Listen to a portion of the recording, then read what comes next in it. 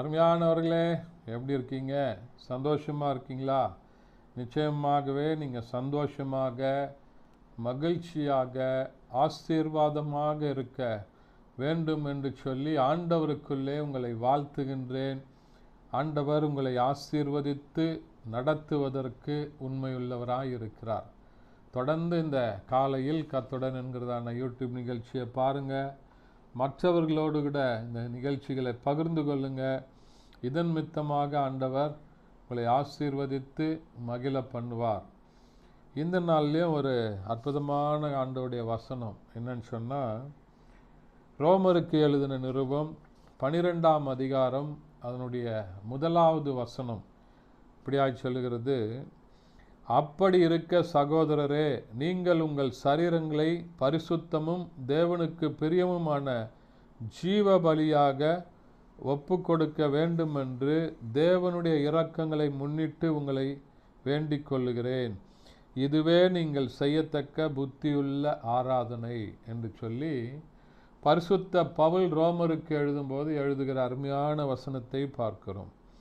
அப்படி இருக்க சகோதரரே, உங்கள் சரீரங்களை பரிசுத்தமும் தேவனுக்கு பிரியமுமான ஜீவ பலியாக, நம்முடைய சரீரத்தை ஆண்டவருக்கென்று பரிசுத்தமும் ஆண்டவருக்கு பிரியமான சரீரமாக, பரிசுத்தமான சரீரமாக நம்முடைய சரீரத்தை ஜீவ பலியாக ஒப்பு கொடுக்க வேண்டும் அப்படின்னு சொல்லி ஆண்டவருடைய வார்த்தை சொல்லுகிறது.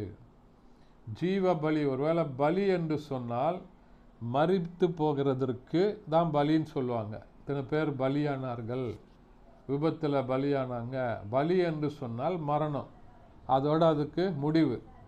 ஜீவ பலி என்று சொல்லி இங்கே சொல்லப்படுகிறது. ஜீவ பலி என்று சொன்னால் ஆண்டவருக்கென்று நீங்கள் ஜீவ பலியாக சரீரத்தை கொடுக்கும்போது நீங்கள் உலகத்திற்கு மரித்து, பாவத்திற்கு மரித்து, நீங்கள் ஆண்டவருக்கென்று உயிரோடு கூட எழுப்பப்பட வேண்டும். ஆண்டவர் சொல்றார், இதோ நான் மரித்தேன், சதா காலங்களிலும் உயிரோடு கூட இருக்கிறேன் என்று சொல்லி.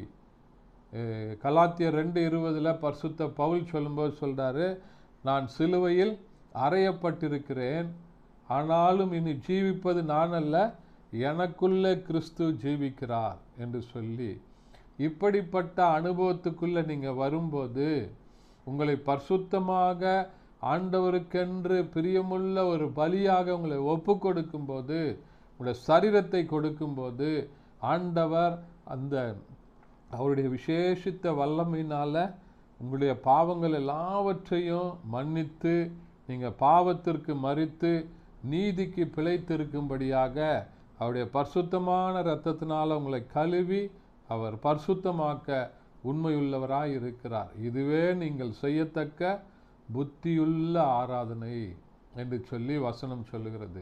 அப்போ ஆண்டவருக்கு பிரியமான ஜீவ பலியாக உடைய சரீரங்களை ஒப்பு கொடுங்க. ஆண்டவர் உங்களுக்குள்ள வந்து உங்களுக்குள்ள வாசம் செய்து உங்களை பரிசுத்தப்படுத்தி பாதுகாக்க அவர் உண்மையுள்ளவராய் இருக்கிறார். ஜெபிக்கலாமா? பரிசுத்த பிதாவே, உம்மை துதிக்கிறோம், உம்மை ஸ்தோத்தரிக்கிறோம், உம்முடைய நாமத்தை மகிமைப்படுத்துகிறப்பா. ஆண்டவரே, உமக்கு பிரியமும் பரிசுத்தமான ஜீவ பலியாக சரீரத்தை ஒப்பு கொடுங்கள்னு சொல்லியிருக்கீங்களே. ஆண்டவரே, நாங்கள் அந்த ஜீவ பலியாக எங்களை தேவ சமூகத்தில் ஒப்பு கொடுக்க, இனி ஜீவிப்பது நான் அல்ல, கிறிஸ்துவே எனக்குள்ள ஜீவிக்கிறார் என்கிறதான அந்த அனுபவத்துக்குள்ள வரும்படியாக ஒவ்வொருவருக்கும் இரக்கம் செய்யுங்கப்பா. ஆசீர்வதிங்க. இயேசுவின் நாமத்தில் பிதாவே, ஆமென். தேங்க்யூ. God bless you.